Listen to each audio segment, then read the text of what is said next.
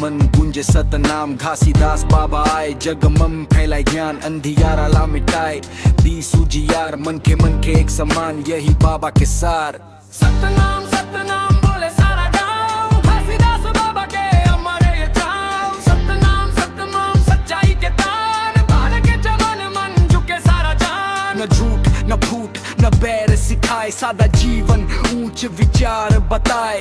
जात पात के जंजीर तोड़े बाबा, प्रेम के दीप जलाए, जगला तारे बाबा। सतनाम सतनाम बोले सारा गाँव, घासीदास बाबा के अमर ये चाव। नवा बिहान आए बाबा के बोल, मन सच्चाई के राह दिखाए हर मन मन। पंथी नाचे ढोलक बाजे ताल,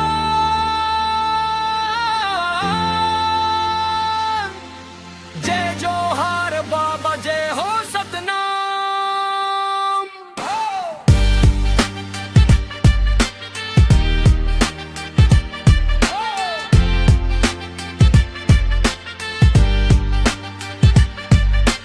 जब जब दुख मम परे बाबा याद आथे, उनकर नाम लेती मन ला शांति पाथे। सतनाम